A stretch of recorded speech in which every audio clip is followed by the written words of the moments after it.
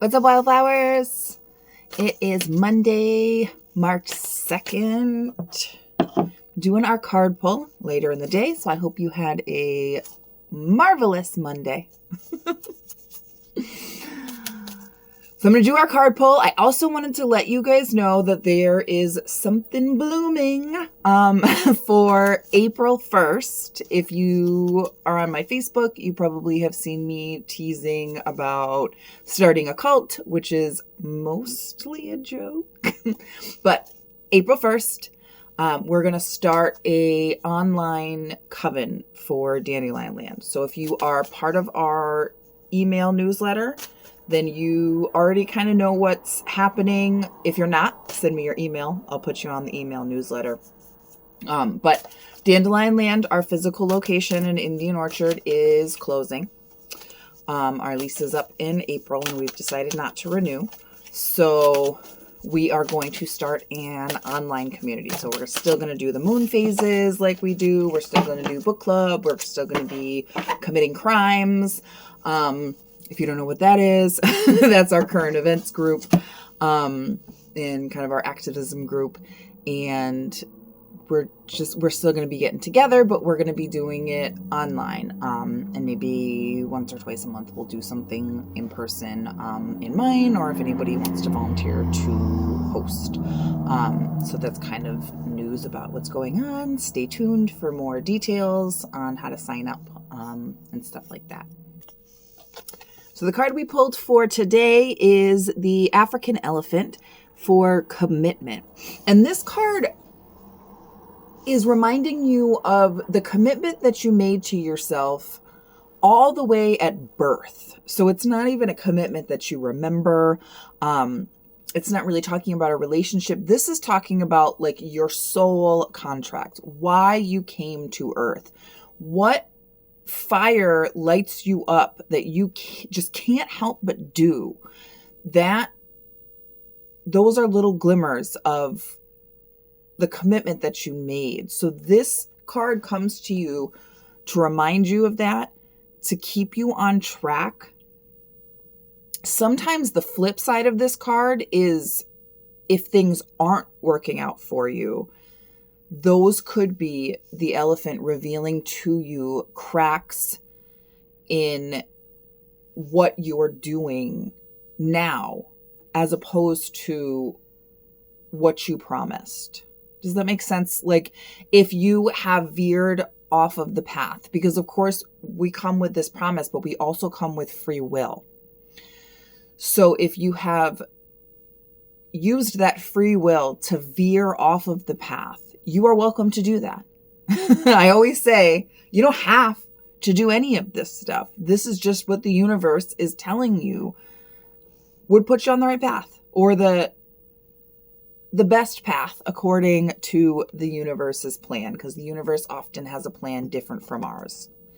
And a popular school of thought is that God's plan is better than our plan. So depending on what you want to do, are you more in the flesh at the moment and wanting to kind of go your own way? You are welcome to do that. You have free will. But then sometimes the elephant comes and tramples over that because we have veered off of the path. And so the elephant is going to come and stomp all over it, because that's what the elephant does. And it's not in malice. It's to remind us that there is a path that will be more fulfilling for us. There is a path that will make us happier, that will make us healthier, that will be more aligned with our spirit, because it's the path that we chose. We don't remember it, but we chose, I'm going to come to this earth for this reason. And so unfortunately, we don't come with a map. We don't know what that is. And so we have to follow the clues. And the clues are following our passion. And the clues are following what aligns. And not necessarily, again, remember our last card was the moth. It's not getting distracted by those shiny objects that seem easy, because sometimes we mistake easy for aligned. We mistake the easy path for the path we're meant to be on, because we feel like if the path was meant for us, it wouldn't be hard. And no, my friends. The path that is meant for us is often grueling and treacherous and very hard, because it is wrought with all of these lessons that we need to learn to become the person that successfully fulfills this commitment that we made. Because we make these commitments before we're on earth.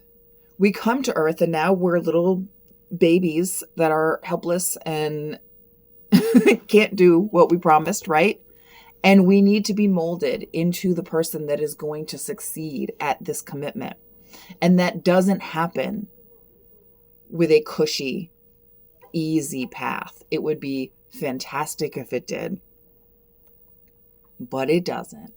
Because we need to become stronger. We need that grit. We need to face that disappointment and know how to handle it. We need to face pain and know how to handle it. And we need some sadness and some, we need the dark to appreciate the light. So if you got distracted by that moth, if you were the moth and you got distracted by the shiny object, the elephant might be coming to you to take his big trunk and swipe you back on the path, right? Personally, again, just to circle back to the beginning of the video, I fulfilled a lifelong dream with Dandelion Land. I've had 3 amazing years in our physical location, and it took a lot for me to decide that now was the time to close the chapter on that, because it was becoming too much of a financial burden. I wanted to take some of that financial burden off of what I'm trying to do, because what I feel like my soul commitment was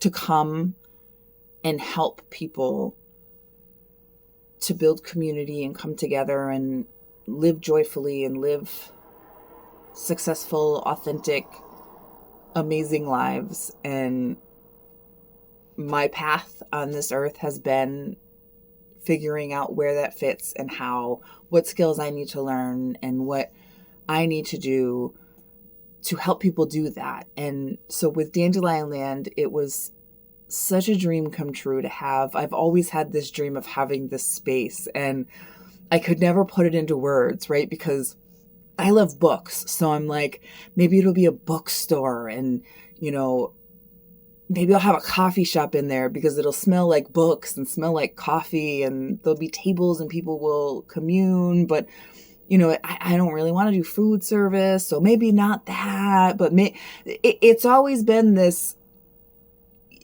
I just want a space.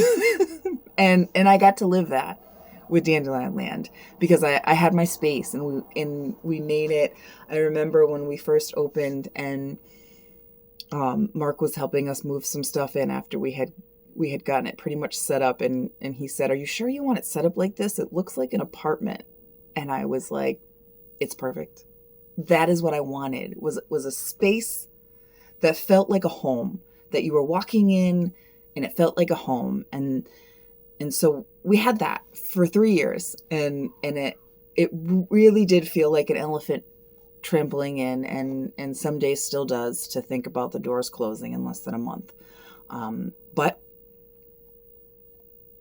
I think it is what needed to happen for us to open this new chapter. I think this new chapter is going to open the doors to a lot more people being able to access the events and come together, and it'll take kind of the stress that was weighing on me, relieve some of that mental weight so that I can focus a little more on what I want to be doing. So that's how I'm reading this card for me. And so I try not to put my own personal spin in the video. I've now made it longer than 10 minutes, which I also try not to do. But because I started the video with the news, I just thought it was a good full circle moment to kind of circle back and put that out there. So I am going to pull some more cards in the Ko-fi page, ko-fi.com/dandelionland. So pop over there. If you become a supporter, you'll unlock the supporter readings. I'm going to do tarot for that one. So we've got our animal oracle and we'll have our tarot reading. And if you want to hear more of me talking than the 11 minutes I've already gone on, then I'll see you over there. But also don't forget, I believe in you.